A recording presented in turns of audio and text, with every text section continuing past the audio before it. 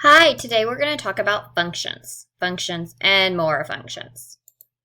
Mostly we're going to talk about the trend lines, correlation coefficient, and if something's a positive, negative, or no correlation at all. And there's only those three types. So let's get started. I always suggest to the students when given a problem with a scatter plot, meaning just points on a graph, you should always analyze your data first before looking at your questions so you know exactly what some of the questions that could be asked. So after looking at this graph, we know it's about heart rate, and there's time across the bottom and heart rate beats per minute across the top, up the side on the y-axis. So one of the questions that could be asked is determine if the following statement is true or false, and then justify your answer. All the domain values for this situation are greater than or equal to 0. So let's just start right there with that first piece of information. So domain values. So then you have to start and go back and think, what are my domains? My domains are my x values. So I'm only going to look on the x-axis. So it looks like the very first domain starts right here with that point, and the last, it ends right here at 26. So now let's go back to our question.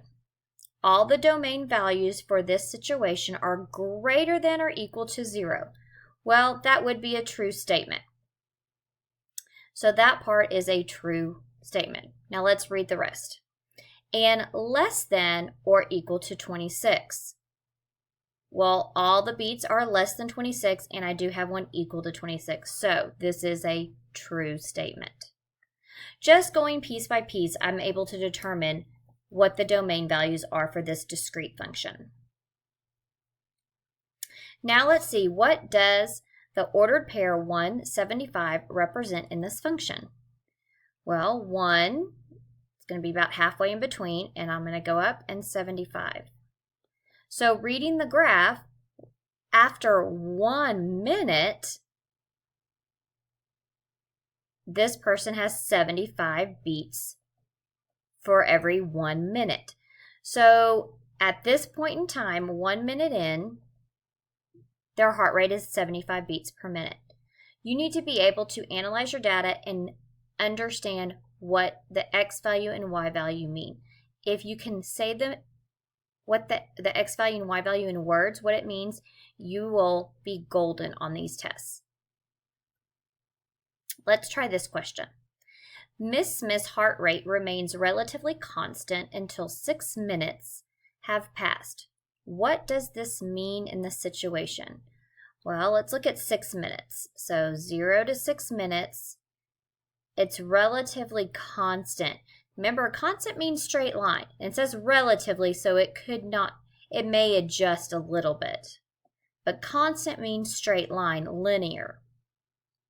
So it's relatively a straight line. What does that mean? Well, it means that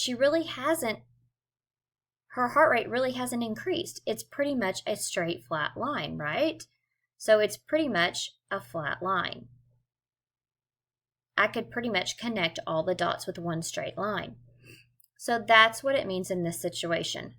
Nothing has really changed. So let's talk about we're going to basically now predict. That was just taking a graph and analyzing it for the situations. Now let's predict some data. You have 3 scenarios saying that, let's say Jenny, we're going to pick a person. Jenny randomly selected 8 classmates to collect data. She wanted to see if there was a correlation, meaning is there something that correlates between 2 items, between a person's height and their age, height and their stat scores, or height and their forearm length. Using this data that she's collected, make a prediction on the type of association. Determine if the line of best fit, and calculate the correlation coefficient. Well, all of this can be done in the calculator. We are going to predict right now, and since we have done this in class previously, we predicted a weak correlation between stat scores. Height and forearm length was a strong correlation, and that was height and age is B, strong correlation, and height and forearm length, strong correlation. So I still had them right. I apologize. So in class, this is what the prediction was. Now let's see if it works.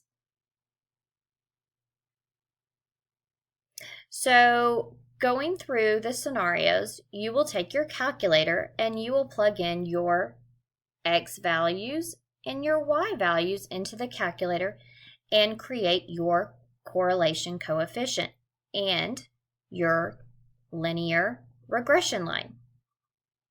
As you do that, I'm going to pull up the calculator right here and see if we remember. We go to our stat function, we go to number 1, edit, and we plug in L1, which is list 1. That's our X's. So we just type them in. 60. Just make sure you hit the enter key all the way down until you enter in all your X's. Make sure you hit enter at the last one. Then move over to your list 2, which is your Y, and enter in all your Y's. And even when you get to that very last one, you need to make sure you hit enter. So once you have done that, you can always pause the video and put yours in. You want to hit stat again. And then you want to go over to calculate. So arrow over to calculate, and you're going to calculate your regression line. It says AX plus B. So you're going to hit the number 4. And notice that and then hit enter if you need to. So notice that it says this LIN is it's abbreviation for linear regression line. The AX plus B should look really similar to our MX plus B. In the calculator, the small a represents our M. So that's your slope and your B being your y-intercept. So once you have this blinking line, you're going to click the enter key. What's great about our calculators is it puts it in y equals, as we know it, mx, but on the calculator it says ax plus b. It gives us an a, negative 6.357, so I'm going to round that to 36. So there's our slope. We can plug that in, x plus our b, which is our y-intercept, plus 1020.65. So now we have our linear regression line as well as our r down here at the bottom. You can skip the r squared. The r down at the bottom is your correlation coefficient. This one is negative 0.23. So our calculators will give us all of the information we need. So if you see on the graph, we have now got scenario A, and I've already done scenario B for you.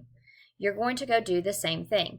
You're going to change your x's to your height and change your y. Well, you really won't have to change your x's, but you'll have to change your y values to your ages. So then you will do your line of best fit again, which is your linear regression line.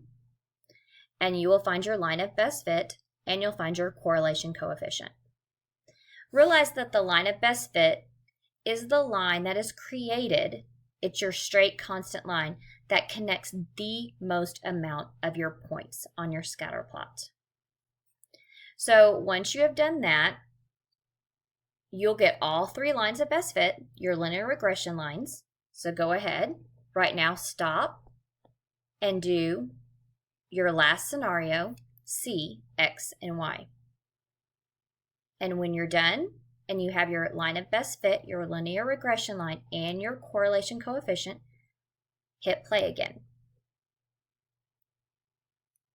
Now this is what you should see.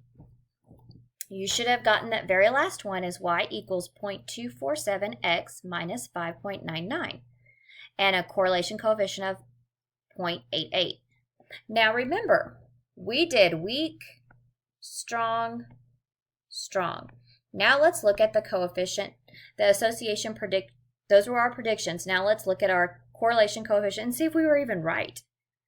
So here is your graph below, and this is the same for everything. So if it's close to 0, it's very weak, meaning that really the scatter plot is all over the place. So there's really no coefficient the closer it is to 0, the least correlation that those points have together. So the very first one is negative 0.23. So that's somewhere right in here. So that's pretty weak. So we were right on that one. Let's look at our second one, negative 0.02. So we were even further away, closer to 0, even further away to 1. So that's actually very weak. So we were wrong on that one. So the very last one is 0.88. That's way over here. That's a pretty strong correlation. We were right on that one. So we got 2 out of 3. Not too bad. Not too bad. So this will tell you your line of best fit, how close of a correlation it is, and if it's weak or strong will help you as well. So remember, there's only types of correlation are only positive when your scatter plot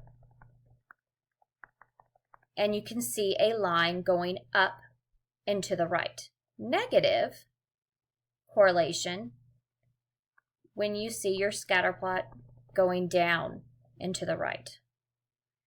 And then no correlation when it's very, very weak and your scatter plot is all over the place.